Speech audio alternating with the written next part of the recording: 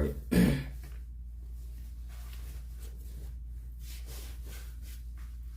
Shalom, shalom. Shalom, shalom. Brother Gadog, boy, Yahweh. First, I'm going to start off by giving all praise, honor, and glory due to Yahweh, Bahashem, Yahushua, Bahashem, Harakakdash. All praise to the Heavenly Father, who the word even calls God. His one and true name is Yahweh. In the name of his only begotten Son, who the word even calls Jesus Christ. His one and true name is Yahushua. In the name of Holy Spirit, double honors to the elder apostle and bishops of Great Millstone Still Well, for they are true teachers for the nation of Israel this day. Shalom to the I came out on the highways by always pushing his work in true sincerity. Shalom to the very few sisters to Akawa who subscribe to his truth. And shalom to the speckled berry, which are you Israelite foreigners, who may like the nation you are scattered into, but you are Israelites in spirit by wounds with this truth. Shalom, shalom. So, as you see on the topic, the stage is set. The stage is set. And what is the stage set for? The end of this realm. The end of what you people think you know. Right?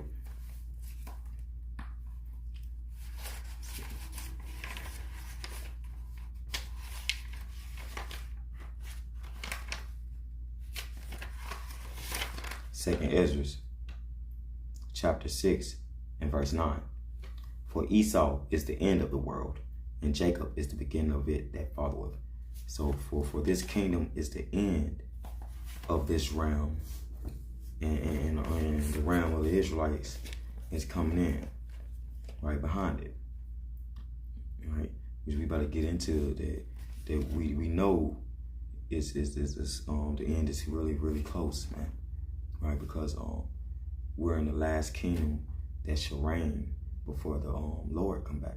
Right, and they're gonna push out the MOTB, right, which we're seeing snippets today. I'm about to go into that as a MOTB prophecy news. Right, so let's get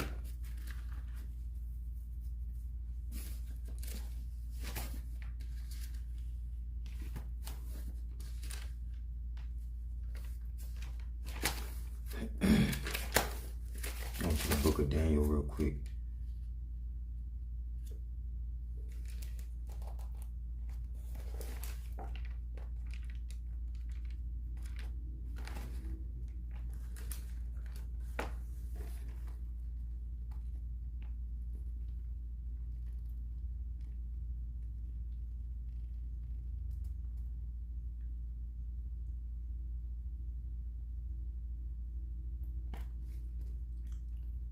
So let's get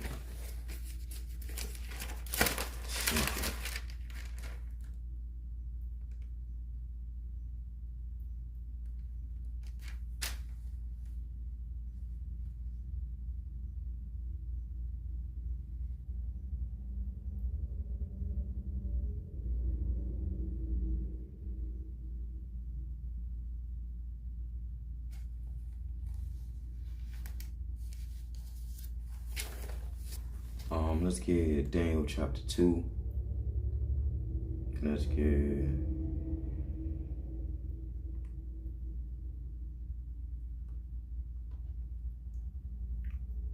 let's just start at verse 31. This is going into during the time of the Babylonian Empire. Right, when Nebuchadnezzar was reigning. Right, Daniel was captive. Right. This is Daniel 2 and 31, and he had to go and tell Nebuchadnezzar about his dream that the Lord was put on Nebuchadnezzar, right? Because Nebuchadnezzar had followers and servants who couldn't tell him, right? So this is Daniel 2 and 31. Thou, O king, sawest, and behold, a great image. This great image, whose brightness was excellent, stood before thee, and the form thereof was terrible. The image's head was of fine gold, going into the Babylonian Empire, Nebuchadnezzar's empire. His breast and his arms are silver. It's going into the Medo-Persian Empire, right? Under Artaxerxes, under King Cyrus, and other Medo-Persians kings that ruled, right? His belly and his thighs of brass going into the Greek Empire, right? And his legs of iron and his feet of part of iron and part of clay going into the Roman Empire, then the revised Roman empires, which is the empire we're living in now. And this is the dream that Daniel seen years and years ago, right? Centuries ago, right? And it says, then it's like at verse 34, because as I brought out 2nd Ezra 6 and 9 to prove that this realm is the last realm before the Lord break this realm into pieces, according to what Daniel has seen during the time of the Babylonian Empire. So let's keep going. This Daniel 2 and 34. Thou sawest till that a stone was cut out without hands, which smote the image upon his feet. They were of clay, and that was of iron and clay, and break them to pieces.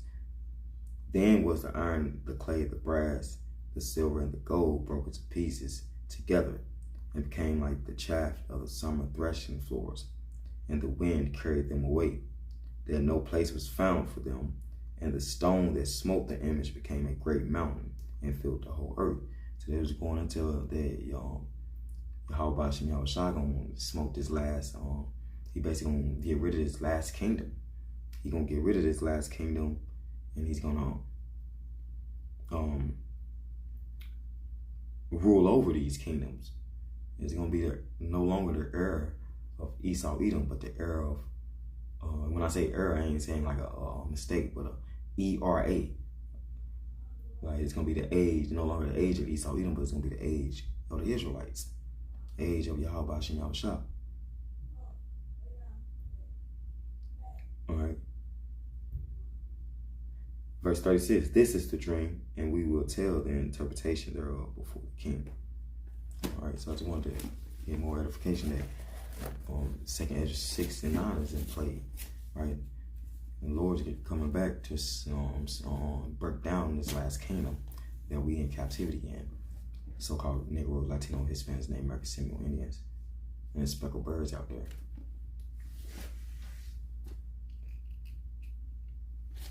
All right, let's go to the book of Revelation, chapter 13. Let's start at verse 11. And I beheld another beast coming up out of the earth, and he had 2 horns like a lamb, and he spake as a dragon. Right? And he exercises all the power of the first beast before him, right? And caused the earth and them that dwell therein to worship the first beast, whose deadly wound was healed. Going into the Roman Empire was the first beast, who that they give his power to this beast, the revised Roman Empire, right? Who because the deadly wound that was healed, this empire is an extension of that, from them coming out of the Dark Ages, right? Being in subjection to the Israelites, being in subjection to them, coming out of the Dark Ages, starting to rule again, being revised, rebirthing as a phoenix, right?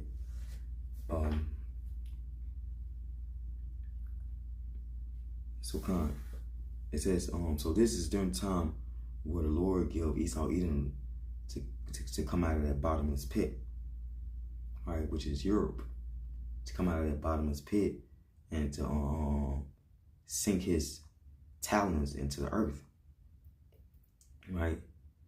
This time span was around late 13th century into the 17th centuries, right, during a time where, let's say, the Renaissance was going on in Europe, and it was marking a period of cultural, artistic, intellectual revival after the Dark Ages, after them being in subjection to our people, right, for basically 1,000 years, right?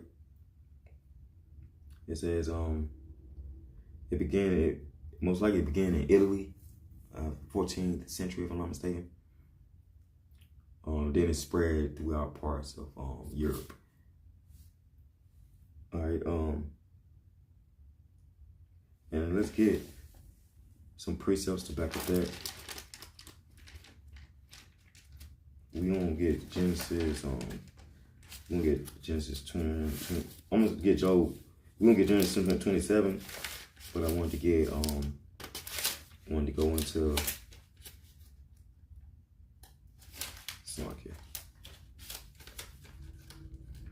Revelation 6 and Job 9.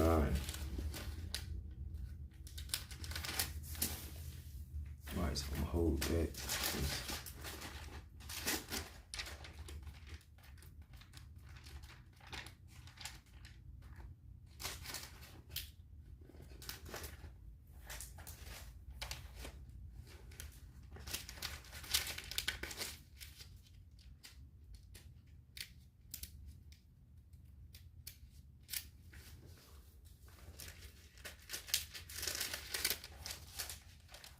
All right. So, but let's get Job 9:24 first, because it's going into a time period where the earth will be given into the hands of the wicked. And later on, Brown, this was a blessing for this demon to orchestrate the new world order later on in the future, which is in our time, right? To orchestrate the new world order, to orchestrate the MOTB, to set this world stage, which is really under Yahweh Shem Shah, because the Lord is setting the stage, right? To set this stage of this agenda to see who so this devil can see who worship him and who don't. And Lord, will not set that right. Right, this Job 9:24. The earth is given into the hand of the wicked. And this was me going into after the dark ages, which is that Esau Edom, you people call it the Middle Ages, but it was the Dark Ages. Our people was ruling, right? And this was after that time frame that came back as a phoenix, and they sink their talents into the earth, as I said. And this is when the earth was given into the hands of the wicked, them having this blessing already to live by the sword. But this is during the time when they came back into power, right? Because the Roman Empire did a lot of things. The Greek Empire did a lot of things, right? These are empires of Esau Edom, the Greeks, the Romans, right? And as we see the revised Roman Empire now, right? So the Lord has given this man the blessing to be the wicked and to rule with the sword, as you see he does. This is the so-called white man, as you see he does all throughout history, right? It says, Job 9:24, the earth is given into the hand of the wicked. He covered the faces of the judges thereof. If not, where and who is he? If not, where and who is he? If not the so-called white man, who else is it on earth? Who else whitewashed things during the time of them coming back into power and seeking their talents into the earth? During the time of the Renaissance, who changed things? Who set up false images? Who set up democracy throughout the earth? Right? Falsehoods, idols and stuff, man. Esau Edom, man. Right? And that was just part of the blessing of them living the way they have to live, because the Lord has ordained them to live that way. Let's get Revelation 6. Let's get verse 4. And there went out another horse that was red, and power was given to him that sat thereon to take peace from the earth, and that they should kill one another. And there was given unto him a great sword. That's going to this devil. I'm about to get what was he supposed to live by, what his blessing was going to be. So let's get Genesis 27, and we're going to start from the top. Well, we're going to start from verse 20.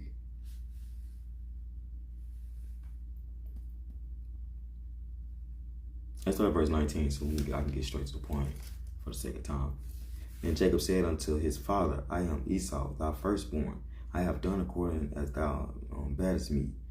So that had brought, if I'm not mistaken, food to his father, right? For him to inherit the blessing, for him to get that blessing from his father before his father died, right?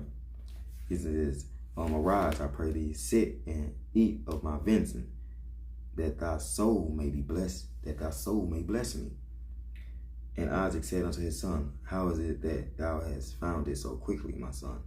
And he said, because the Lord Yahweh thy power brought it to me. And Isaac said unto Jacob, come near, I pray thee, that I may feel thee, my son, whether thou be my very son Esau or not. So it wouldn't have mattered. It wouldn't have mattered if it was Esau or not, right? Because he was going, whoever did that as he did, they honored Isaac by doing that what he asked him to do. So that's why he said, whether it be my son, my very son Esau or not. So he was already, he knew in his spirit. I feel like, as me speaking as man, that Isaac already knew it wasn't Esau, but he still gave his son that blessing, man. He still gave our people that the right to come back to the Lord and get that eternal life, right? To get peace, for better words. And Jacob went near unto Isaac his father, and he felt him and said, the voice is Jacob's voice. See? But the hands are the hands of Esau, and he discerned him not, because his hands were hairy, as his brother's Esau's hands. So he blessed him. And he said, art thou my very son Esau? And he said, I am.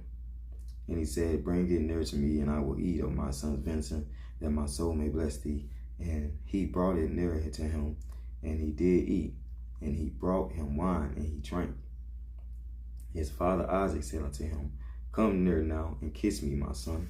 And he came near and kissed him. And he smelled the smell of his raiment, and blessed him, and said, see, the smell of my son is as the smell of a field, which the Lord Yahweh hath blessed. Therefore power give thee the dew of heaven, and the fatness of the earth, and plenty of corn and wine. Right? Let people serve thee, and nations bow down to thee. Be Lord over thy brethren, and let thy mother's sons bow down to thee. Cursed be everyone that curseth thee, and blessed be he that blesseth thee. See? Getting the blessing, getting the rulership, the authority, and everything, right? Came out of this blessing that Isaac gave Jacob, right?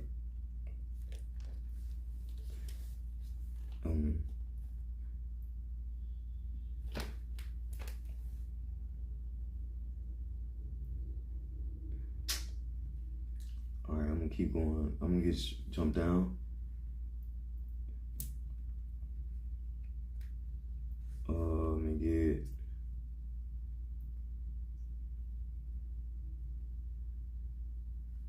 Well, let's just keep going.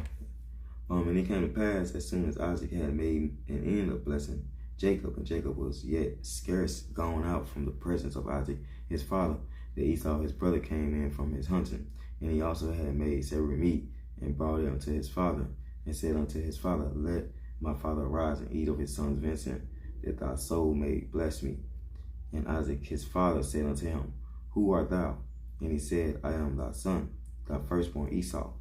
And Isaac trembled very exceedingly, and said, where is he that hath taken venison and brought it me? And I have eaten of all before thou camest, and have blessed him, yea, and he shall be blessed. And when Esau heard the words of his father, he cried with a great exceeding bitter cry, and said unto his father, bless me, even me also, O my father. Right? So Esau was pissed off, upset, man. He said, thy brother came with subtlety, and have taken away thy blessing. And that's why Jacob's name is supplanter. Yahweh, the supplanter, hell catcher, right? And he said, is not he rightly named Jacob? For he have supplanted me. See? Supplanted me these 2 times. He took away my birthright, and behold, now he have taken away my blessing. And he said, hast thou not reserved a blessing for me? And Isaac answered and said unto Esau, behold, I have made him thy Lord, and all his brethren have I given to him for servants. And with corn and wine have I sustained him. And what shall I do now unto thee, my son? Esau said unto his father, hast thou but one blessing, my father? Bless me, even me also, O my father. And Esau lifted up his voice and wept.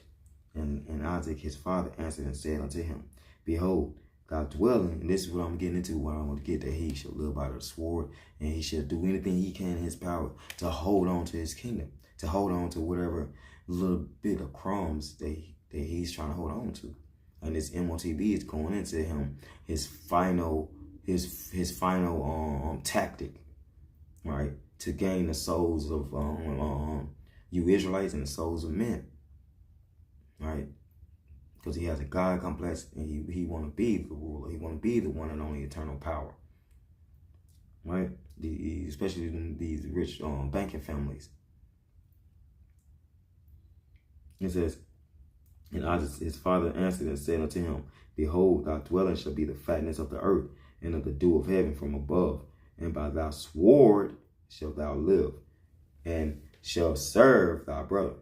And it shall come to pass, when thou shalt have the dominion, thou shalt break his yoke from off thy neck.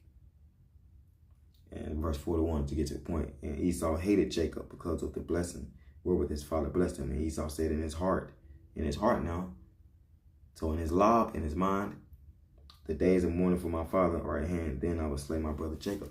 So it's always been a perpetual hatred. This MOTB is marking this the ultimate sin, but it's also marking the ultimate perpetual hatred against you Israelites for taking away his blessing, for getting that blessing, man, of immortality. Because that's what you think. Look at what Esau doing now on earth, trying to be the Lord, trying to figure out a way to beat death, trying to figure out a way to be the top one only authority within this realm, man. And you not. Sorry, not sorry. You just not, man. Because it was bound that way, right? It was made that it was sacred, and it was bound that way after Isaac made that covenant, for better words, that agreement with Jacob, right? But he gave Esau this, and this is what I wanted to get. Well, he gave Esau the fatness of the earth. But Esau, to obtain that, it was a catch, and Esau had to live by the sword to obtain. As you see, the only way Esau can live is to obtain things by the sword, going into areas, rape, robbing, murdering, killing, taking over, setting up their democracy, and trying to reign over until their empire finally fall, right? And that's how this beast is when he came out to earth, coming out of the bottomless pit of Europe, right, during the time of the late 13th century, going into the 17th century to 18th century, right? We seeing snippets now of this damn devil and his palace, his empire, right? So I wanted to go into, let's get another precept first, but I want to get into that Who is Esau Edom book, right? Let's get Revelation 20, and let's start at first. No, let's start from top. And I saw an angel come down from heaven, having the key of the bottomless pit and a chain in his hand.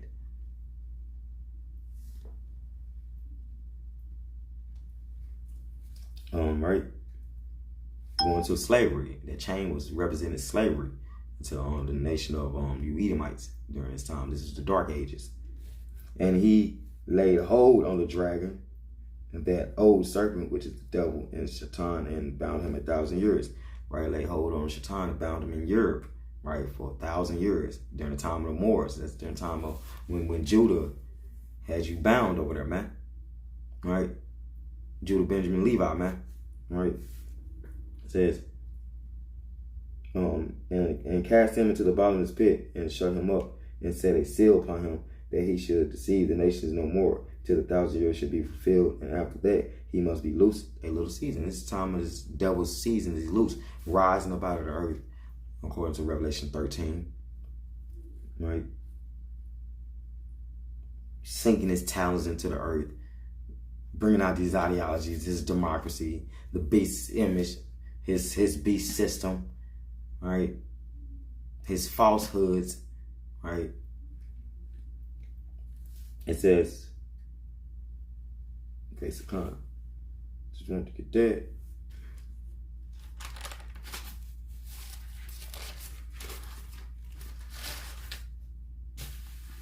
And I want to read some pages in this Who is Esau Edom book.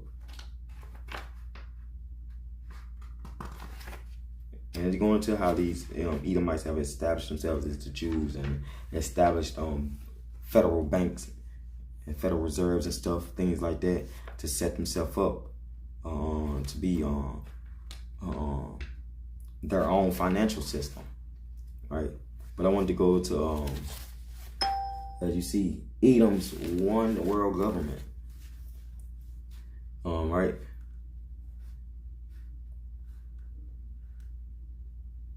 Right, Jacob, as inheritor of the birthright, had the right to have dominion in the earth, and was promised that his descendants would spread throughout the earth.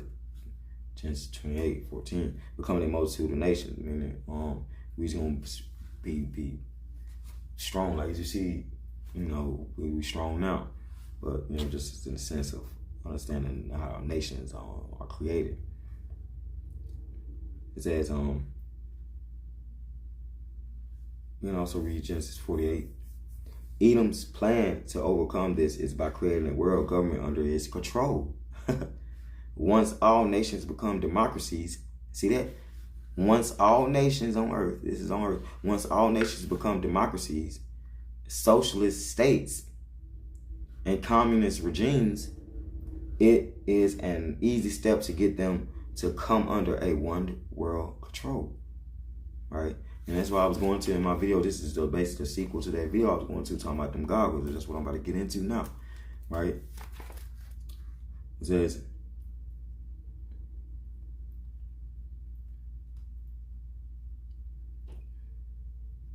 all right, it's a con.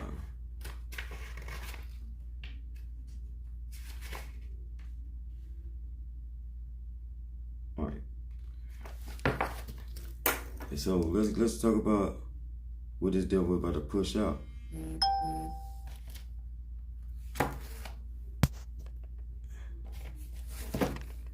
So let's go back to Revelation 13, and then we're gonna go into this RFID goggle. It says,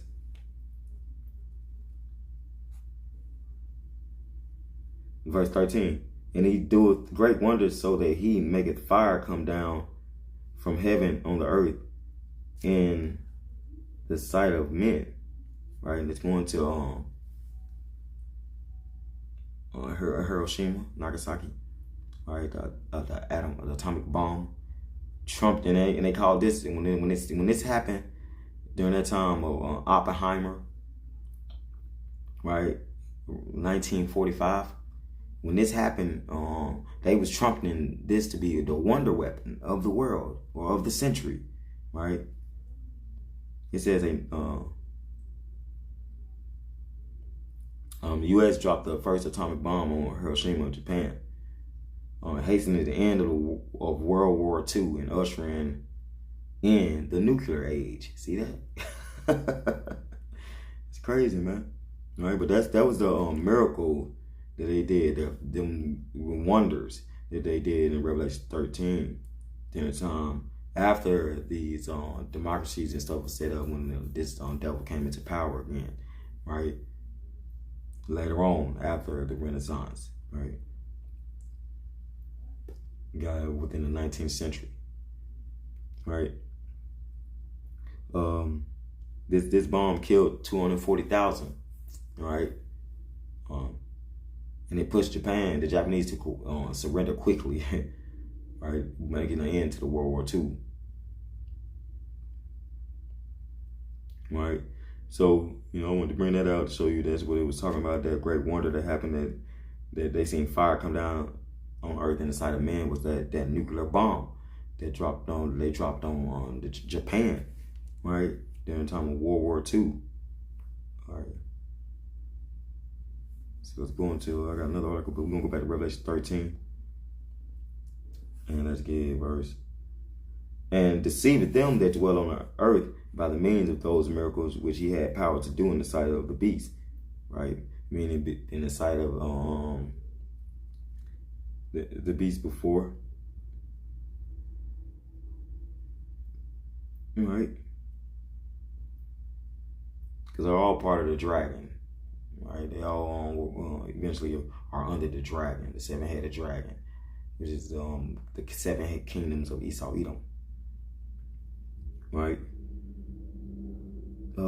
Saying to them that dwell on the earth that they shall make an image to the beast which had the wound by his sword and did live. See that? So this empire basically revives the Roman Empire, and then the Roman Empire is basically an empire that's part of the seven-headed dragon.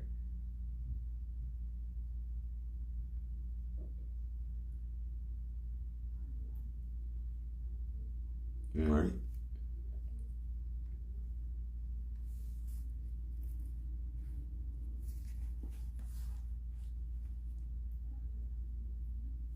Let's mark here.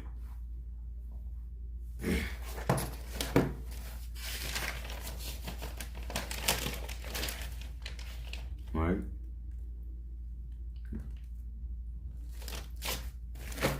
Oh, in Romans, you know, so. All right, let's keep going. Slakia. I don't want to be too long-winded. So as the book was saying that Esau's one world government he's ushering in, right? It marks who this man is. And this MOTB is part of this man's one world government. Part of this man wannabe miracles that he's going to do in front of the sight of men, right? It says, verse 15, Revelation 13:15, and he had power to give life unto the image of the beast, that the image of the beast should both speak and cause that as many as would not worship the image of the beast should be killed. Going to, you're not worshiping that democracy, this ideology, his system, right?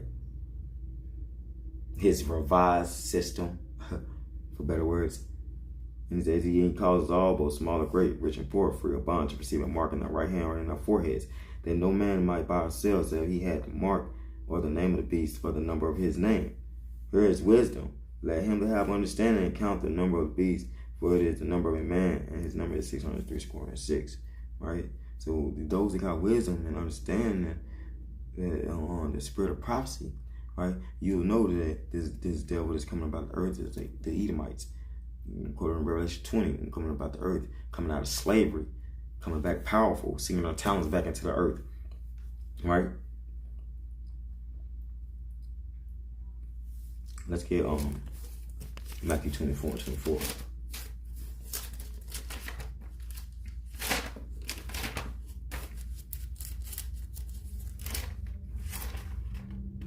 And this beast system to set up this last ultimate tactic that this devil is going to use.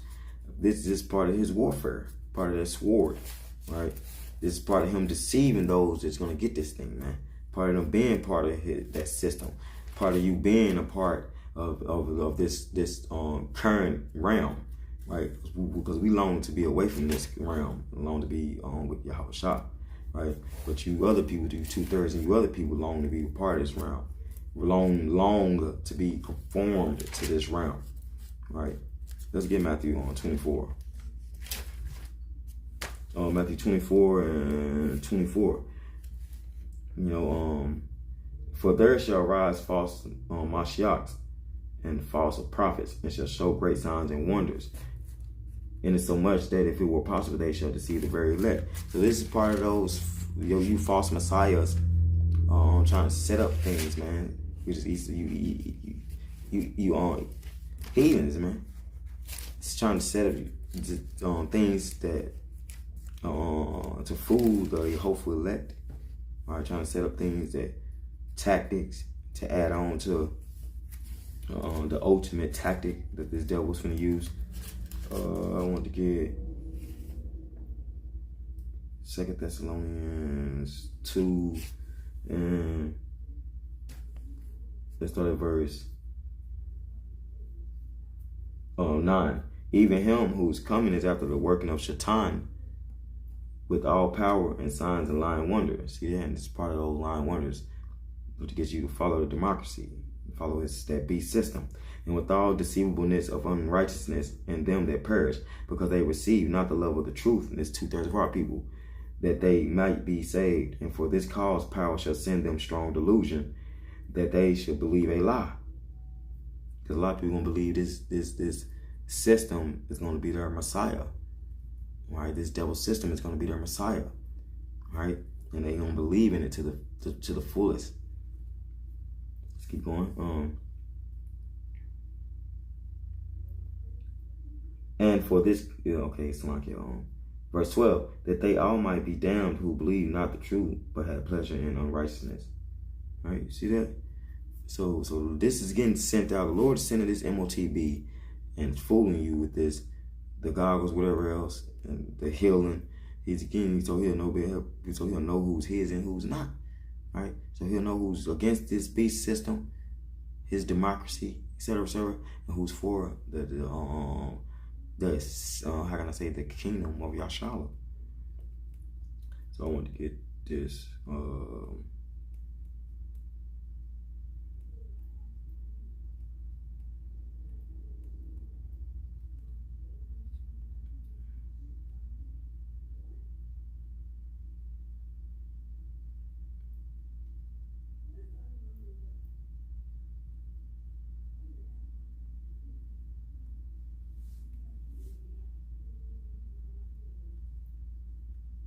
All right, slunk it.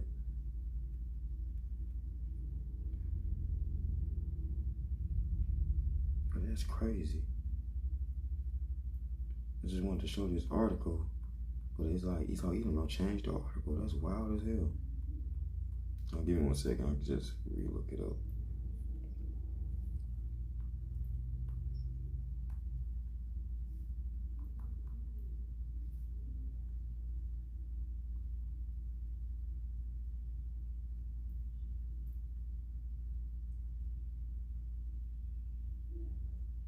All right, this is newatlas.com article going to the MIT's XAR system guides users to find, users to RFID tagged hidden items. It's something to give X-ray like vision to users via augmented reality, AR, augmented reality. It can be frustrating when you're searching for an object, knowing that you may have looked right where it is without realizing you've done so. A new augmented reality system could help by showing users where specific items are, even if they're hidden from view. See that? Like giving you X-ray vision where you can see through walls and stuff. That's what this damn thing, that's what this RFID MOTB thing is doing. It's bringing out the falsehoods. Because you need the goggles to do it. Like it. You need the goggles to do it. And it's part of those false wonders, man, that's gonna fool 2/3 of our people, and also gonna fool you heathens into getting the MOTB. Or you want to get healed, you're paraplegic, you want your legs to be able to move, take the MOTB, but you want to put your allegiance onto this devil. I'm talking about you Israelites out there, right? Because if you watch that movie that I've been talking about over and over, they had goggles. And then within them goggles, within that reality in them goggles, Shaitan gave them the MOTB, right? And they was healed, but it was still falsified, right? Because we know what the scriptures say, that the Lord shall burn those up who get the MOTB, and that's in Revelation 14, right? So let's go to my final precept. I just want to bring that out. So they have virtual reality or augmented reality RFID goggles, and they showing a reality that people want. When they lose things and they can't find it, they just put on the goggles and see right through whatever is behind and be able to find it. Maybe car keys, maybe just something simple, right? This is the reality we're coming into, and why the Lord must come back and save us, man. Because a lot of these people within this realm gonna run with the beast.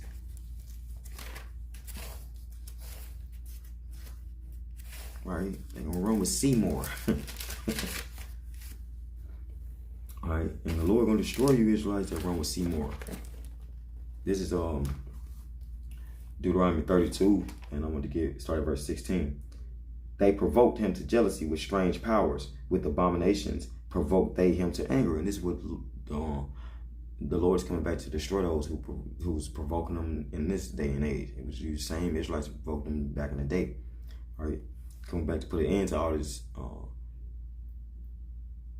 these strange wanna-be gods, right? That y'all worship wood and stone that can't save y'all. They sacrificed unto devils, not to powers whom they knew not. You worship Buddha, Ganesh, everybody, Bacchus, Ra, Thoth, Set, Isis, right? You worship everybody, right? Yeah, but y'all don't know y'all power. And it says, to new powers that came newly up, whom your fathers feared not. Our fathers didn't worship them weak ass powers that y'all worship now, man. Right? It says, when the Lord, it's like him, of the rock that begot thee, thou art unmindful, and hast forgotten power that formed thee. So y'all don't forget power, because guess what? That great delusion is out here. And if you forget your power, you'll be the one caught out there, and you'll be the one part of this system, part of this beast system, his democracy, his MOTB. But you still, guess what? That's the ultimate sin. And guess what else? You're gonna be the ultimate slave for sacrifices unto strange powers, right? Which is, I'm talking about you worshiping Esau Edom as he's a deity, right? So, Lord, I just want to bring out some history and bring out a little bit of that article on the RFID goggles that try to give you X-ray vision so you can find whatever you lose, man, right? So, Lord willing, edifying, I'm gonna give all praise. I'm gonna go with you to Yahweh, Ba'ashem, Yahushua, Ba'ashem, Habakkuk, double honors to the elder apostle, elder bishops of Great Millstone Street well, for they are true teachers for the nation of Israel this day. Shalom to the Akim out there on the highways about always pushing the work of truth theory. Shalom to the very few sisters, the Aqua who subscribes to the truth. And shalom to the speckled bird, which all you Israelite foreigners made like the nation you're scattered into. Shalom, shalom. Shalom until next time.